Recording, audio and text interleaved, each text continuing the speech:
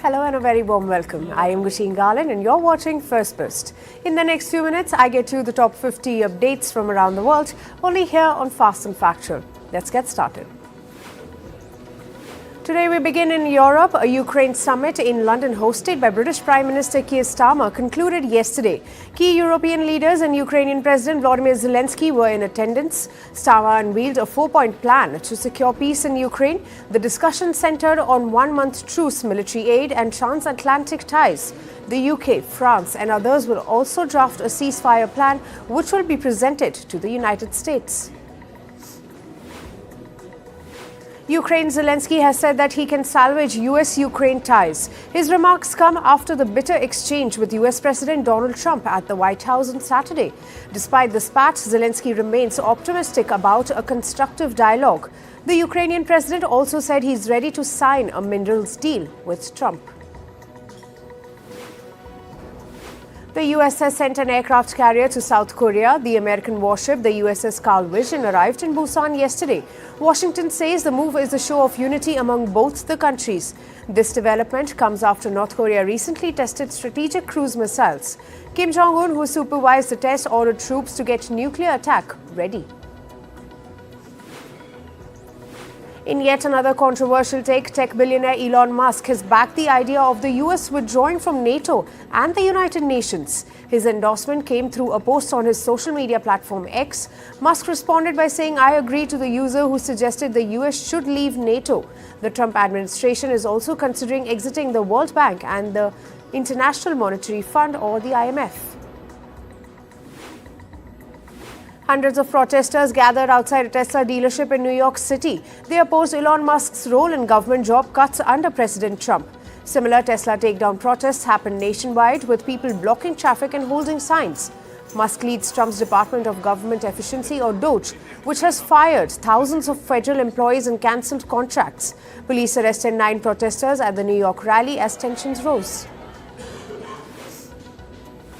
Now shifting focus to the war in Europe, Russia carried out drone strikes in Zaporizhia city in southwestern Ukraine. The drone sparked a major fire at a residential building, injuring 1. It destroyed the building's roof, causing it to partially collapse. Ukrainian rescuers said 2 civilians were pulled out from under the rubble. In West Asia, Israel has stopped the entry of all humanitarian aid into Gaza. Israel said the decision taken because the first phase of the ceasefire has come to an end.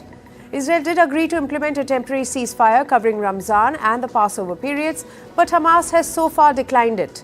The initial ceasefire, which began in January, facilitated the release of hostages and the entry of supplies into Gaza. Arab countries have slammed Israel for its decision to block aid into Gaza. The condemnation came from Egypt, Jordan and Saudi Arabia. They said the move is illegal and amounts to collective punishment for Palestinians. Meanwhile, aid agencies have said Israel's action will be devastating for the residents of the besieged strip. Thailand Prime Minister Paetongtarn Shinawatra has defended the recent deportation of Uyghurs to China. Shinawatra said the process was in line with human rights standards. At least 40 Uyghurs were flown off the China forcibly on an unscheduled flight last week. The move drew global outrage as China has an infamous history of persecuting the Muslim ethnic group.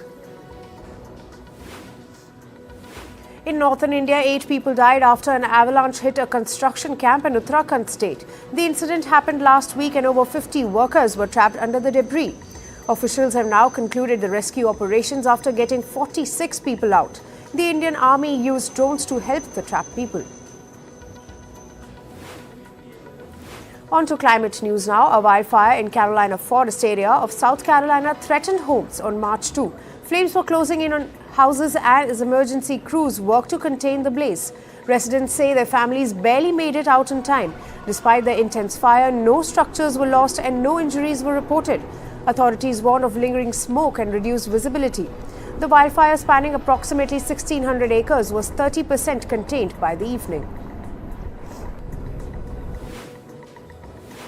Heavy rainfall caused a river in Peru's Tumbes province to overflow. It destroyed infrastructure and affected at least 150 families.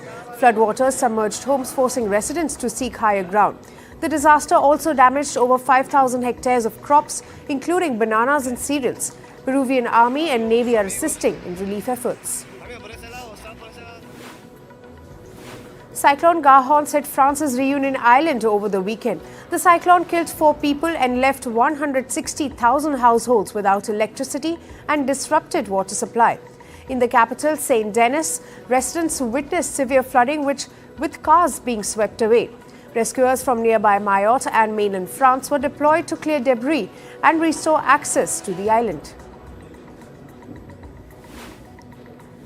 A wildfire in Japan's Iwate prefecture has burned over 1,400 hectares and destroyed nearly 100 homes since February 26. One person has died and over 4,500 residents have been evacuated.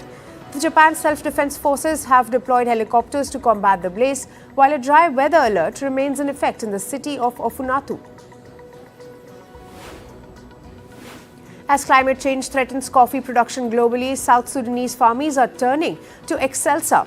It is a drought-resistant coffee species. This resilient crop, native to the region, is being harvested by hand and exported internationally. Experts believe Excelsa could be key to securing the future of coffee farming in a warming world. On to business and tech news now. Bitcoin surged by 5th along with other cryptocurrencies over the weekend. This after President Trump announced that Bitcoin and Ether, among others, will be included in a new US strategic reserve. Bitcoin went up to $94,154 from $78,000 to $273 on Friday. The US Treasury Department said that it would not enforce an anti-money laundering law on business entities which force them to disclose their real beneficial owners. This as the Trump administration opposed the Biden-era Corporate Transparency Act. The Treasury Department said it would not enforce any penalties under the act. Volkswagen is recalling close to 60,500 US vehicles over failure to display the gear position. The US National Highway Traffic Safety Administration said that this could lead to a vehicle rollaway if the parking brake is not engaged. Prada is reportedly inching closer to lock a deal to buy Versace from Capri Holdings. The Italian luxury brand and the upmarket fashion group called reportedly finalized a $1.6 billion deal in March. India's Paytm received a show-cause notice from the Enforcement Directorate over alleged violation of the country's Foreign Exchange Management Act. Paytm said that the notice is for the acquired subsidiaries Little Internet Private Limited and Nearby India Private Limited. The company said that it pertains to a period when these companies were not Paytm subsidiaries. According to a report, 7&i Holdings is finalizing a plan for its president Ryuichi Isaka to step down.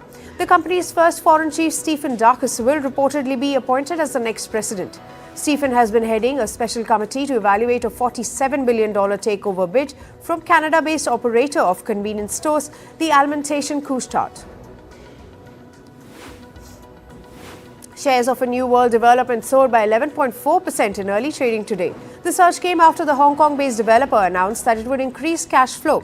The company also said that it cut debt after reporting an interim net loss of over $852 million. UK's privacy watchdog has launched an investigation against TikTok, Reddit and Imgur.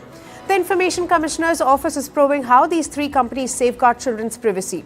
TikTok is facing investigations on using personal information of teenagers between the age of 13 and 17, while Reddit and Imgur are facing probe on assessment of child users' age.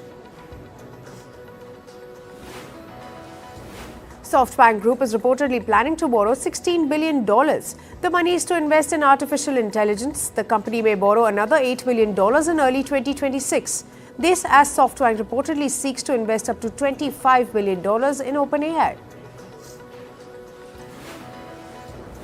Honor has announced $10 billion investment in developing artificial intelligence for its devices over the next 5 years.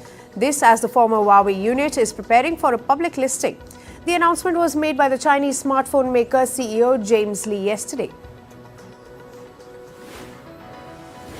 Moving to sports, we start with cricket. India beat New Zealand by 44 runs in Champions Trophy. After winning the toss, New Zealand chose to bowl and restricted India at just 249 runs. In response, India bowled out New Zealand at 205 runs with a match-winning 5-wicket haul by Varun Chakravarti. India will face Australia in the first semi-final of the Champions Trophy in Dubai tomorrow. New Zealand, meanwhile, will travel to Lahore to meet South African team in the second semi-final on March 5th. All-rounder Cooper Canoli was named replacement for injured Matthew Short in the Australia squad for the knockout stages of the ongoing Champions Trophy. Short was ruled out of the ICC event due to a calf injury last week during a match against Afghanistan.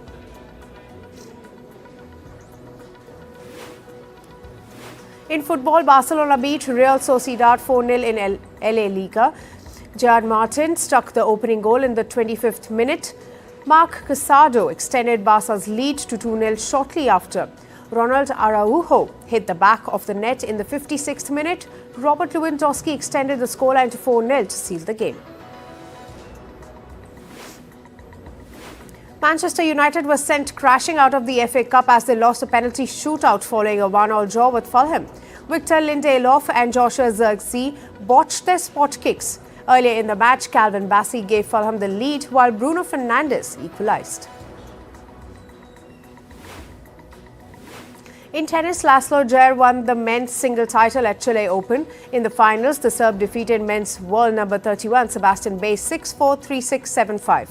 The title is Djere's third overall and first in almost 5 years. In men's doubles, India's Hrithwik Bolipalli will, with Colombian partner Nicolas Barrientos, won Chile Open men's doubles title. The Indo-Colombian pair won the final 6-3, 6-2 in Santiago after outplaying the top-seeded Argentine pair. In badminton, men's world number 4 Victor Alexson won the German Open men's single title. The two-time Olympic champion beat Loh Keen Yew of Singapore 21-19, 21-18. Both men now turn their attention to the All England Open scheduled later this month. George Russell said that 20 drivers in F1 are more united than ever. Russell's statement comes amid rift between Formula One governing body FIA and the Grand Prix Drivers Association or GPDA. Last season, a number of F1 drivers, including Max Verstappen, locked horns with the FIA over numerous reasons, including for alleged cussing. 6 times MotoGP champion Marc Marquez won the season-opening Thailand Grand Prix. Marquez finished ahead of his younger brother Alex. Marquez has now 112 MotoGP podiums, equaling compatriot to Dani Pedrosa. And finally, to the world of showbiz, the 97th Academy Awards took place at the Dolby Theatre in Los Angeles, with Conan O'Brien hosting for the first time. Here are the winners in the acting category. Best Actor Award was given for Adrian Brody for The Brutalist, while Mikey Madison won in the Best Actress category for Nora. Best Supporting Actress was taken by Zoe Saldana for Emilia Perez. Best Supporting Actor was won by Kieran Culkin for A Real Pain. In the film category, Aurora won Best Picture Award along with award for Best Original Screenplay. Flow took home the Best Animated Feature Film Awards. Best Adapted Screenplay was claimed by Conclave. Best Documentary Feature was taken home by No Other Land. Wicked won the award for Best Costume Design. Meanwhile, Dune Part 2 won Best Visuals Effect Award. Along with the award for the Best Sound, The Brutalist won in the Best Cinematography category. Aurora took home the award for Best Film Editing. Live Action Short Film Award was given to I Am Not a Robot. The Substance won in the Makeup and Hairstyle category. Walter Salles, I'm Still Here, has won the Academy Award for Best International Feature, making history as Brazil's first ever win in the category. The film follows Eunice Pave's relentless quest for justice after her husband's disappearance during Brazil's military dictatorship. Accepting the award, Salles dedicated it to Paiva's unwavering resistance. And finally, here are the biggest snubs from the Grand Night. Demi Moore failed to win the Best Actress Award for The Substance. A complete unknown which came with 8 nods went home empty-handed. Gladiator 2 also went without a trophy despite its nomination in the Best Costumes category. Dune Part 2 and Conclave were also left off in the Best Directors category.